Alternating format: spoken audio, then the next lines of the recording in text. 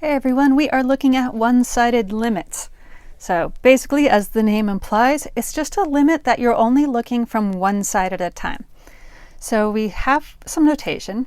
This limit x arrow c f of x, that part's exactly the same, but now I have a minus that's written after the c, which means approach c from the left. That is the negative side of c. So if I wanted to approach 2 with a minus written after it, I would be approaching from the left side of 2. So I would start at 1 and head over to 2 from there. Versus the right-hand limit has a plus written after it. You're approaching from the right, so I would be, say, starting at 3 and going back to 2 from the right side. And they often get called left hand and right hand limits because you could actually point to them using your left or your right hand. So easiest way for us to do this is to look at an example. So, and I'm also just building a little bit with this. So I have this big old table here. So looking at x equals 2, first of all, f of 2 is, in this case, 3.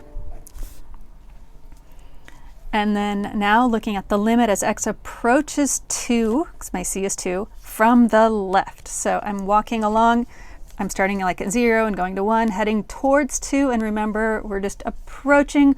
We don't care about 2 itself, we care about arbitrarily close to 2, and in this case from the left. So we're talking about look at 1.999. And as we do that, we're heading towards 2.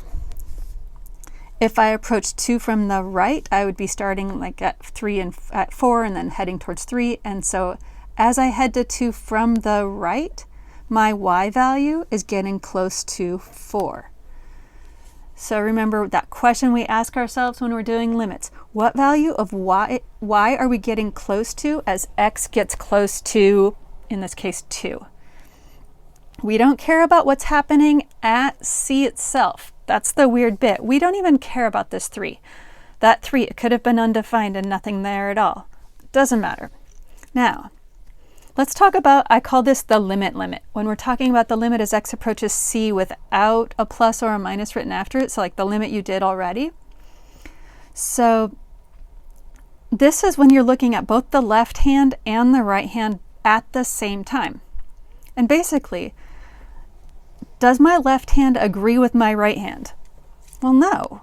My left hand's pointing to 2. My right hand's pointing to 4. So that means my limit does not exist. So even though I have a left hand limit and a right hand limit, I don't have a limit, for lack of a better phrase. Okay, and just to reinforce the vocabulary, naming things, if it's continuous or the type of discontinuity. The type of discontinuity we have here is a step. Okay, moving to 4. F of 4 is 2. Approach 4 from the left. Oh, my y value is approaching 2 from the left. If I approach from the right, I'm walking along this direction, and oh, look at that, I'm heading to 2 again. Now this time, my left hand and my right hand are going to the same place, so that's my limit. Do I actually care about what's happening at x equals 4? Totally don't. That could have been an open circle there for all it matters. This is continuous, but to reinforce vocabulary, we'll label the fact that we have a cusp. And then at 6, f of c, so f of 6 is 2. I used 2's a lot, didn't I? It was convenient to draw. The limit as you approach approach 6 from the left, I'm approaching the y value of 4. Approaching 6 from the right, so starting at, say, 7 and working my way back towards 6. Do I care about 6 itself? No, I care about really close to it, like 6.01.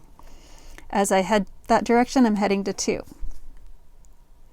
And then my limit as x approaches 6, so looking at both sides at the same time, since my left-hand limit and right-hand limit aren't going to the same place, my limit does not exist.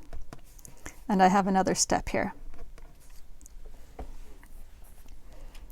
So we still have some other types of limits to deal with, like involving infinity, but that comes down the road. So I just wanted to show you the left and right side and see those pluses and minuses.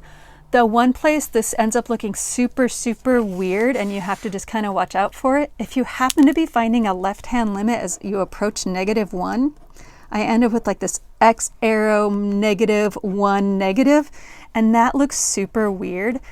But that would just be something like this, where you have some kind of function and I'm approach -1 from the left, and that would equal 1. Not a big deal. I'm just saying watch out for that notation because it looks like some kind of bad handwriting with a plus sign or something.